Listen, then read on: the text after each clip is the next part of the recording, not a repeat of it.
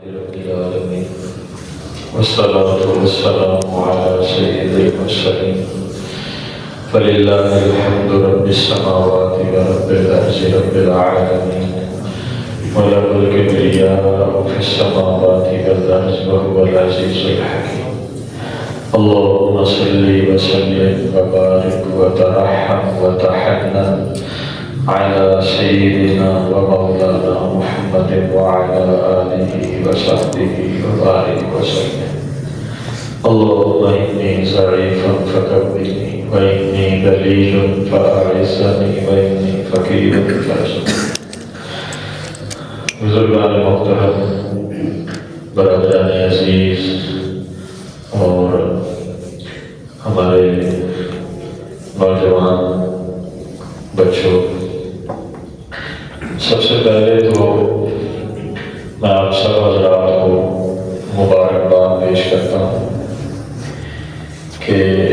رسول اللہ صلی اللہ علیہ وآلہ وسلم کی سیرت کے عنوان سے آپ سب نے ٹائم نکالا. یہ بہت بڑا عمل ہے. حضور پاک صلی اللہ علیہ وآلہ وسلم ہمارے آئیڈیل ہیں، ہمارے لیے رول ماڈل ہیں، اور اللہ تعالیٰ کا یہ ارشاد ہے، اعوذ باللہ من الشیطان الرجیم، بسم اللہ الرحمن الرحیم، فالذین آمنوا بہ وعزروہ ونصروہ واتبعوا النور الذی انزل معہ اولئک هم المفلحون. کہ اگر تم کامیابی چاہتے ہو، دنیا کی بھی آخرت کی بھی، اصل کامیابی تو آخرت کی کامیابی ہے. دنیا تو اللہ اسے بھی دے دیتے ہیں جسے ناپسند کرتے ہیں، اسے بھی دے دیتے ہیں جسے پسند کرتے ہیں، لیکن دونوں جہانوں کی اگر تم کامیابی چاہتے ہو تو فالذین آمنوا بہ، پہلا کام یہ ہے کہ ان پر، حضرت محمد صلی اللہ علیہ وسلم پر ایمان لے گا. یعنی آپ صلی اللہ علیہ وسلم کی نبوت پر، منصب نبوت پر، ختم نبوت پر کامل ایمان لانا، یہ پہلی بات ہے کہ آپ اللہ کے رسول ہیں اور نبی ہیں، اور آخری نبی اور آخری رسول ہیں، عالمی نبی اور آخری نبی. یہ پہلی بات ہے کہ اب کوئی نہ نیا نبی اللہ کو قبول ہے، نہ کوئی نئی وحی قبول ہے. یہ چیزیں ایمانیات کے ساتھ تعلق رکھتی ہیں. اگر کسی کا یہ ایمان نہیں ہے کہ اللہ کے نبی صلی اللہ علیہ وسلم آخری نبی ہیں، اور کسی کے بارے میں وہ یہ عقیدہ رکھتا ہے کہ بھئی وہ قرآن کو بھی مانتے ہیں، کلمہ بھی یہی پڑھتے ہیں، اور امتی نبی ہونے کا صرف دعویٰ کرتے ہیں، تو وہ شخص مسلمان نہیں ہے. دوسری چیز فرمائی وَعَزَّرُوهُ،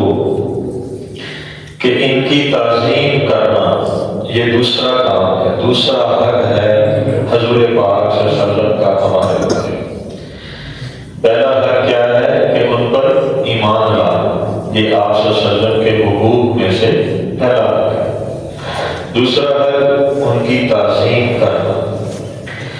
یعنی محبت بھی اس کے اندر آ گئی، جیسا کہ حدیث پاک میں آتا ہے کہ اس وقت تک تم کامل ایمان والے نہیں ہو سکتے جب تک اپنے ماں باپ سے زیادہ، اپنی اولاد سے زیادہ، مال سے زیادہ اور دنیا کی ہر چیز سے زیادہ میں تمہیں محبوب نہ ہو جاؤں. اور پھر آپ کی تعظیم کہ آپ کو اللہ تعالیٰ نے بڑی عظمتوں سے نوازا ہے، آپ کے مقام کو اللہ نے بہت بلند کیا ہے. ایک ایک آپ صلی اللہ علیہ وسلم کی سنت، ایک ایک طریقہ زمین آسمان سے زیادہ قیمتی ہے، اس کی اتنی عظمت ہے، یہ ہمارے دل میں بیٹھ جائے. اللہ کے نبی کے طریقوں کی عظمت، اللہ کے نبی کے مقام کی عظمت ہی ہمارے دلوں میں بیٹھ جائے. صحابہ کرام رضوان اللہ علیہم اجمعین کے دلوں میں یہ عظمت بیٹھی ہوئی تھی۔ حضرت عثمان غنی رضی اللہ تعالیٰ عنہ جا رہے ہیں مذاکرات کے لیے، تو ان کا ازار جو ہے وہ آدھی کڈلی تک تھا۔ یہ جو کہتے ہیں ٹخنے ننگے رکھنا، یہ کم سے کم مقدار ہے۔ تو جب وہ جا رہے تھے تو چچا زاد بھائی جس کے پاس ٹھہرے تھے وہاں جا کر، تو اس نے کہا کہ یہ کیا تمہارا ازار کہاں جا رہا ہے؟ اس طرح مذاکرات میں جان نہیں پڑے گی، چودھریوں سے تمہارے مذاکرات ہیں۔ تو نے فرمایا کہ لا ہاکذا اذان الصادق، کہ یہ ہمارے پیارے نبی صلی اللہ علیہ وآلہ وسلم کا طریقہ ہے۔ عظمت دل کے اندر ایک تھی، سارا جہاں ناراض ہو پرواہ نہ چاہیے، ہمیں تو بس مرضی جانا نہ چاہیے۔ دل میں عظمت بیٹھ جائے اللہ کے پیارے نبی صلی اللہ علیہ وسلم کی، محبت کے ساتھ ان کی سنتوں پر عمل ہو، وہ چاہے جو ہے عبادت کے اندر سنتیں ہوں، چاہے معاملات کے اندر سنتیں ہوں، چاہے آداب معاشرت کے اندر سنتیں ہوں، چاہے اخلاق کے اندر سنتیں ہوں۔ سنت صرف یہ نہیں ہے کہ پگڑی پہننی ہے، داڑھی مبارک رکھنی ہے، عظیم سنتیں، لیکن دوسروں کے بغض سے دلوں کو صاف رکھنا یہ بھی سنت ہے۔ دوسروں کی طبیعت اور مزاج کا لحاظ رکھنا یہ بھی سنت ہے۔ تو آپ صلی اللہ علیہ وسلم کی عظمت جب دل میں بیٹھ جائے، جیسے صحابہ کے دلوں میں بیٹھی ہوئی تھی۔ حضرت حذیفہ بن یمان رضی اللہ تعالیٰ عنہ کسریٰ کے دربار میں ہیں اور کھانا کھاتے ہوئے لقمہ گر جاتا ہے دسترخوان پہ، مجلس کے اندر، اور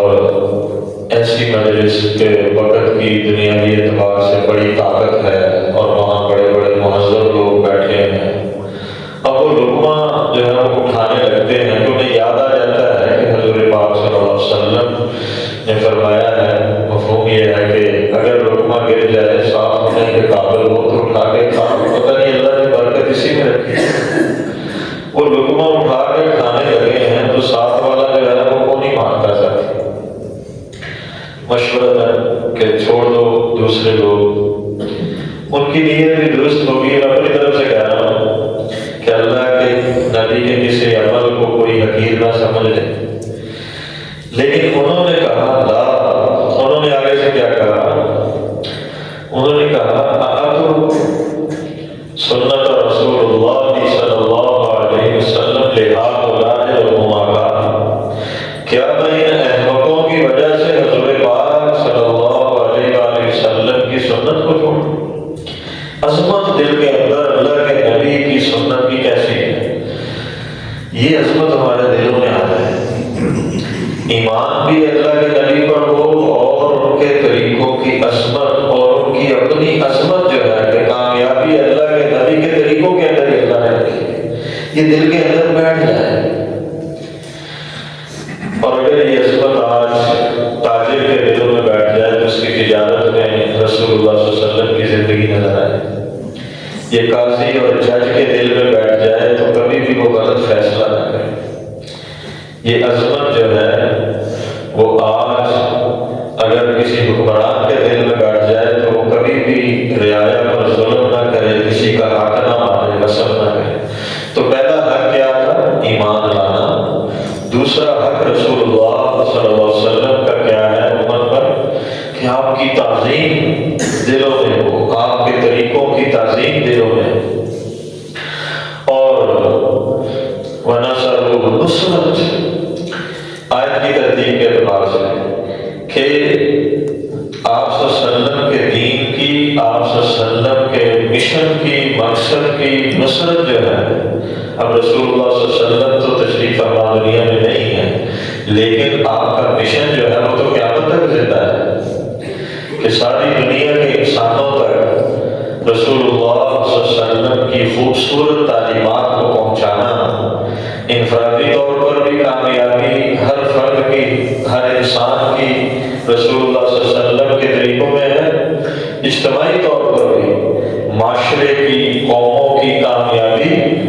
پاک صلی اللہ علیہ وسلم کی تعلیمات اور آپ کے طریقوں میں ہے۔ آپ پیغمبر انقلاب ہیں، 23 سالہ دور میں آپ نے جو انقلاب لے کر آئے ہیں، جو آپ صلی اللہ علیہ وسلم نے کفر کی اقدار کو مٹایا ہے، جن چیزوں کو ختم کیا ہے، دیکھنا یہ ہے کہیں وہ دوبارہ تو نہیں ہمارے معاشرے میں چیزیں پیدا ہو رہی۔ بت پرستی ہے، شراب نوشی ہے، جوئے کی نئی نئی قسمیں ہیں، اور بہت سارے ایسے اعمال جن کے بارے میں آپ نے فرمایا تھا کہ میں جاہلیت کی تمام قدروں کو اپنے قدموں کے نیچے پامال کر رہا ہوں۔ وہ ساری قدریں کہیں آج دوبارہ تو نہیں اٹھ رہی۔ تو رسول اللہ صلی اللہ علیہ وسلم کی نصرت اور آپ کے دین کی نصرت یہ ہے کہ آپ کے مشن کے اندر آپ کی زندگی کا جو مقصد تھا اعلاء کلمۃ اللہ، اس کے اندر شامل ہوا ہے۔ جتنی بھی دین کا کام کرنے والی اللہ کی رضا کے لیے جماعتیں ہیں، تنظیمیں ہیں، جو اسلام کے نفاذ کے لیے کام کر رہی ہیں، ان کے ساتھ جو ہے وہ نصرت کی ہے، ان کے ساتھ مل کے کام کیا ہے۔ صحابہ کرام رضوان اللہ علیہم اجمعین نے جو نصرت فرمائی، جب مکہ سے ہجرت کر کے مدینہ سب تشریف لے گئے صحابہ، تو اس وقت جیسے انصار نے نصرت فرمائی ہے، چشم فلک نے ایسے نظارے کبھی نہیں دیکھے کہ رسول اللہ صلی اللہ علیہ وسلم ایک مہاجر کا اور ایک انصاری کا ہاتھ پکڑ کے کہتے آج سے تم بھائی بھائی، اور وہ اسے کہتا کہ بھائی میری زمین ہے تو اس میں بھی بالکل تیرا وہی حق ہے جو جیسے میرے بھائی کا ہے، میرا مال ہے، یہ میرا گھر ہے، آج سے تو میرا بھائی ہے۔ ایسے جو ہے انہوں نے اپنا سب کچھ جو ہے وہ قربان کیا، دین کی خاطر اپنا مال، اپنی جان، اپنا وقت۔ اور اسی طرح واتبعوا النور الذی انزل معه،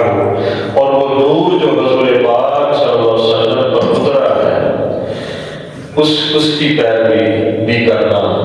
یعنی قرآن پاک کو جو اللہ تعالیٰ نے نازل فرمایا ہے اس کو ہدایت کے لیے پڑھنا۔ آج ہم لوگ قرآن پاک سے بہت سارے فوائد حاصل کر رہے ہیں، ثواب ہوتا ہے پڑھے تو، ہر حرف پہ 10 نیکیاں ہیں، نیکیوں کی بھی ہمیں قیامت کے دن بڑی ضرورت پڑے گی، یہ آخرت کی کرنسی ہے۔ آج ہم شفا کے لیے بھی پڑھتے ہیں، سورۃ فاتحہ پڑھ کے دم کر دے تو شفا ہو جاتی ہے، یہ رسول اللہ صلی اللہ علیہ وسلم کے ارشاد سے ثابت ہے۔ برکت کے لیے بھی پڑھتے ہیں، یقیناً قرآن جہاں پڑھا جاتا ہے، حدیث پاک میں آتا ہے، وہ جگہ ایسے چمکتی ہے آسمان والوں کے لیے جیسے زمین والوں کے لیے آسمان پر ستارے چمکتے ہیں۔ آج ہم کوئی فوت ہو جاتا ہے تو قرآن پاک پڑھ کے اس کے لیے بھی دعا کرتے ہیں، کوئی گھر جو ہے یا کوئی دکان یا دفتر نیا کوئی کھولتا ہے تو اس میں بھی وہ پڑھتا ہے تاکہ برکت آئے۔ لیکن میرے عزیزو، جو اس کا اصل مقصد تھا اس سے ہدایت لینا، یہ بھی جو ہے رسول اللہ صلی اللہ علیہ وسلم کا حق ہے کہ جو تعلیم وہ لے کر آئے وہ صرف تعویذ گھروں کے لیے نہیں ہے، وہ سچی جھوٹی قسموں کے لیے نہیں ہے، وہ صرف جو ہے وہ اصالِ ثواب کے لیے نہیں ہے، بلکہ وہ ہدایت کے لیے ہے، اس پر عمل کرنے کی ضرورت ہے۔ تو وہ ہدایت جو ہے وہ کیا ہے کہ اللہ کیا فرما رہے ہیں، اور وہ قرآن جو ہے جب قرآن کی اتباع کرنی ہے، قرآن پہ عمل کرنا ہے تو کس طرح سے کرنا ہے، اس کے لیے نمونہ کون ہے؟ حضرت محمد صلی اللہ علیہ وسلم۔ قرآن کیا کہہ رہا ہے؟ لَقَدْ كَانَ لَكُمْ فِي رَسُولِ اللَّهِ أُسْوَةٌ حَسَنَةٌ۔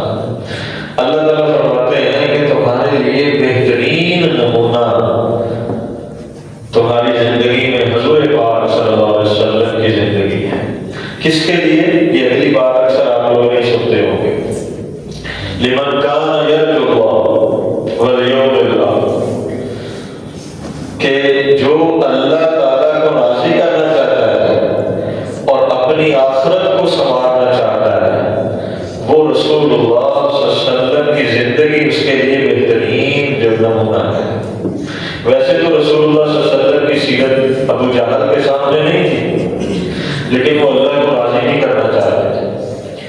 ابو جہل اور ابو لہب اور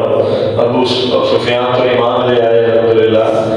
دیگر جو لوگ تھے جو ایمان نہیں لے کر آئے ان کے سامنے بھی آپ کی سیرت موجود تھی، لیکن وہ اللہ کو راضی ہی انہوں نے کیا اور اپنی آخرت کو سنوارا نہیں۔ تو ہمارے لیے حضور پاک صلی اللہ علیہ وسلم کیسے بہترین نمونہ ہے، یہ ہم جب سیرت میں پڑھیں گے انشاءاللہ تو ہمیں پتہ چلے گا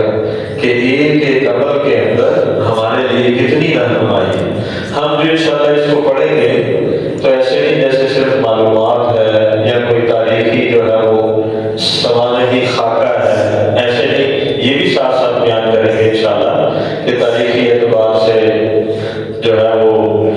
جہاں رسول اللہ صلی اللہ علیہ وسلم پیدا ہوئے اس خطے کا جغرافیائی حدود اربع کیا تھا، یا اس وقت سیاسی حالات دنیا کے کیا تھے، اور جب رسول اللہ تشریف لائے تو اس وقت جو ہے وہ دنیا کے جو مذاہب تھے دنیا کے اندر ان کی کیا حالات ان کے تھے، یہ ساری چیزیں بھی چھٹی صدی عیسوی کے جو حالات تھے جب انسانیت دم توڑ رہی تھی وہ سب کچھ بیان کریں گے۔ اور اس کے بعد جو ہے وہ رسول اللہ صلی اللہ علیہ وسلم کی ولادت سے لے کر وصال تک آپ کی زندگی جو ہے اس میں ہمارے لیے سبق کیا ہے، ہمارے لیے درس کیا ہے، ہمارے لیے روشنیاں کیا ہے۔ آپ صلی اللہ علیہ وسلم کی سیرت ہمارے لیے عملی تصویر بن جائے، ایک آئینہ بن جائے جس میں ہم اپنا چہرہ دیکھیں، انفرادی طور پر بھی دیکھیں کہ میرے اندر میں کتنا مسلمان ہوں، کتنا میں عاشق رسول ہوں یا محب ہوں، یہ بھی ہمیں نظر آئے، اور معاشرتی طور پر بھی کہ ہمارا معاشرہ آج سیاسی طور پہ کہاں کھڑا ہے، معاشی طور پہ کہاں کھڑا ہے۔ آج جو ہے رسول اللہ صلی اللہ علیہ وسلم کی سیرت میں ساری رہنمائی ہے کہ آپ صلی اللہ علیہ وسلم جو ہے سیرت اور سیاست یہ بھی ایک عنوان ہے، سیرت اور خارجہ پالیسی یہ بھی ایک عنوان ہے۔ آج کل میڈیا کا دور ہے، غلط استعمال ہو رہا ہے، اس وقت کا میڈیا کیا تھا اور آج جو میڈیا ہے یہ کیسے جو ہے وہ اسلام کے خلاف کیسے کام کر رہا ہے، تو اس کو کیسے پہچاننا ہے۔ سیرت اور میڈیا یہ بھی ایک عنوان ہے۔ آج بڑے بڑے شان ہیں ہمارے دانشور کہ ہمارا معیشت کا مسئلہ کیسے حل ہو جائے، سیرت اور معیشت یہ بھی ایک عنوان ہے۔ کوئی عمل چھوڑا ہوا نہیں ہے۔ اللہ تعالیٰ نے رسول اللہ صلی اللہ علیہ وسلم کی ساری زندگی کو محفوظ کیا اور بڑی جامع زندگی ہے رسول اللہ صلی اللہ علیہ وسلم کی۔ فرصت نہیں ہے کہ ان سارے مضامین کو کھولا جائے کہ آپ کی شخصیت میں جامعیت کتنی تھی، اور رسول اللہ صلی اللہ علیہ وسلم کی زندگی میں ہر ایک کے لیے کیسے نمونہ، ولادت پر بات، بچپن پر بات، جوانی پر بات، آپ صلی اللہ علیہ وسلم کی ازدواجی زندگی پر بات، آپ صلی اللہ علیہ وسلم کی صلح پر بات، آپ صلی اللہ علیہ وسلم کی جنگ پر بات، آپ صلی اللہ علیہ وسلم کے اٹھنے بیٹھنے پر، سونے جاگنے پر، کھانے پینے پر ابواب، آپ کے کرتے پاجامے اور نالین پر بات، یہاں تک کہ آپ صلی اللہ علیہ وسلم کی زندگی کے سارے حالات اللہ نے محفوظ کیے۔ کسی بادشاہ کے حالات زندگی اتنے محفوظ نہیں، کسی نبی کے حالات اتنے محفوظ نہیں۔ کتنے نبی آئے، کتنے بڑے بڑے اولو العزم پیغمبر ہیں، ابراہیم علیہ السلام وہ چھوٹے پیغمبر ہیں، جد الانبیاء، لیکن ان کے زیادہ حالات جو ہیں، جن کو یہودی کہیں ہمارے ہیں، عیسائی کہیں ہمارے ہیں، اور مسلمان کہیں گے بے شک جو ہے وہ اسلام جو ہے وہ تو ہے ہی ابراہیم علیہ السلام کے اصولوں پر، اصولی باتیں ساری اسلام کی، تو ان کی تعلیمات بھی آپ کو رسول اللہ صلی اللہ علیہ وسلم نے جو قرآن کے ذریعے اور حدیث کے ذریعے بیان فرمائی وہ آپ کو ملے گی۔ یعنی عیسیٰ علیہ السلام اور جتنے باقی بنی اسرائیل کے انبیاء ہیں کسی کی سیرت اتنی محفوظ اور موجود نہیں ہے جتنی رسول اللہ صلی اللہ علیہ وسلم کی موجود۔ یہاں تک کہ آپ صلی اللہ علیہ وسلم اشارہ کیسے کرتے تھے، مجلس میں کیسے بیٹھتے تھے، آپ صلی اللہ علیہ وسلم کی چال ڈھال کیسے تھی، آپ صلی اللہ علیہ وسلم کا حلیہ مبارک کیسا تھا، آپ صلی اللہ علیہ وسلم کی ایک ایک ادا کو اللہ نے محفوظ کیا ہوا۔ کس لیے محفوظ کیا پیارے بھائی؟ شاید فرماتے ہیں کہ یہ جو لوگ کہتے ہیں کہ اللہ پتہ نہیں کس بات پہ راضی ہے، بھئی اللہ تو اس بات پہ راضی ہے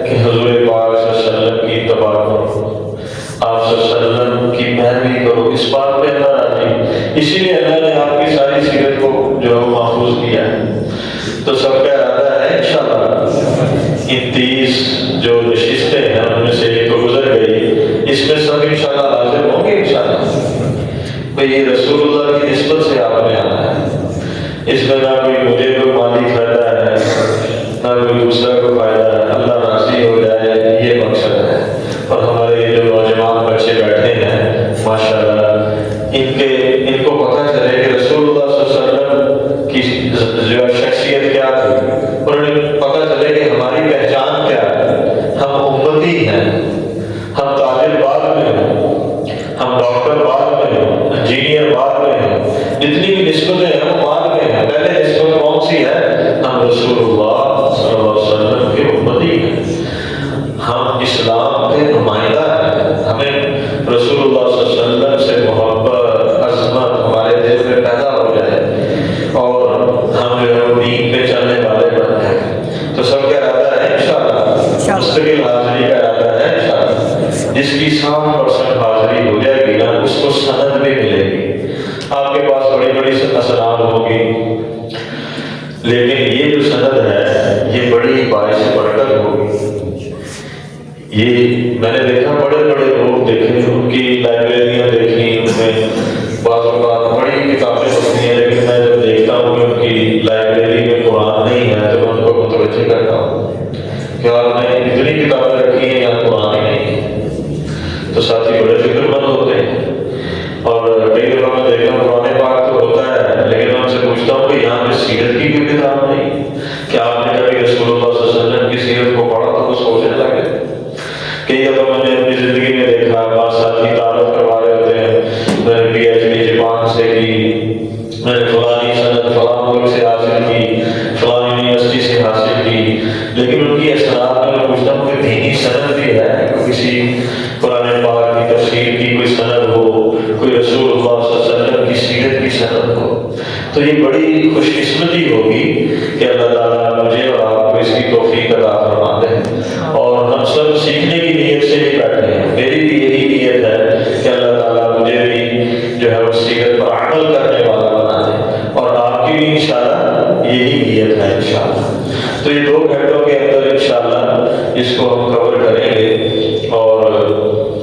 دوسرا یہ ہے کہ جن ساتھی جو نئے ساتھی بھی اگر اس میں ایڈمیشن لینا چاہیں تو وہ بھی دیں، اور اس کو عام جو ہے وہ بیانات کی جو ہے وہ شکل سے نہ دیکھا جائے کہ بھئی جیسے بیانات ہوتے ہیں جنہوں میں بھی ہوتا ہے، انشاءاللہ کوئی نہ کوئی نئی بات آپ کو ملے گی جب یہ مضامین چلیں گے نا انشاءاللہ، سیرت کے سارے مضامین ان کی جھلکیاں آپ کے سامنے آئیں گی، کوئی نہ کوئی نئی بات آپ کو ضرور ملے گی۔ اور یہ میں نے دیکھا کہ ابھی تک عرصہ ہو گیا پڑھتے پڑھاتے الحمدللہ، ابھی بھی جو ہے وہ بعض باتیں ایسے لگتی ہیں جب وہ پڑھتے ہیں کہ جیسے آج ہی پڑھی ہیں ہم نے، یعنی ایسے جو ہے وہ آدمی کی یادداشت کو بھی زنگ لگ جاتا ہے۔ تو یہ ضرورت اس بات کی ہے، اگر ہم پہلے کچھ ہمیں نالج ہے بھی تو اپنا سیکھنا سکھانا جو ہے وہ جاری رکھیں۔ سب کا ارادہ ہے انشاءاللہ، درود شریف پڑھیں گے۔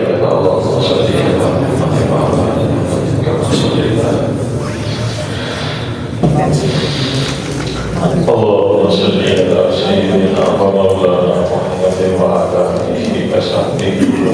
وسلم۔ یا اللہ یا رحمان یا رحیم، حضرت محمد صلی اللہ علیہ وآلہ وسلم کے درجات اپنی شان کے مناسب بلند فرما۔ حضور پاک صلی اللہ علیہ وسلم کی خوبصورت سیرت کو پڑھنے، سمجھنے، اس پر عمل کرنے کی توفیق عطا فرما۔ حضور پاک صلی اللہ علیہ وآلہ وسلم کی سچی محبت نصیب فرما، سچی اطاعت نصیب فرما، سچی غلامی نصیب فرما۔ اسی میں زندہ رکھ اپنے وقت پر، اسی میں موت عطا فرما، اسی میں ہمارا انجام فرما۔ اے اس مبارک سلسلے کو مکمل کرنے کی ہمیں توفیق عطا فرما، استقامت کے ساتھ، ادب کے ساتھ اور اہتمام کے ساتھ حاضر ہونے کی توفیق عطا فرما۔ سیرت طیبہ کی جتنی برکات ہیں، انوارات ہیں، فیوزات ہیں، ان میں سے ہمیں حصہ عطا فرما۔ وصلی اللہ تعالیٰ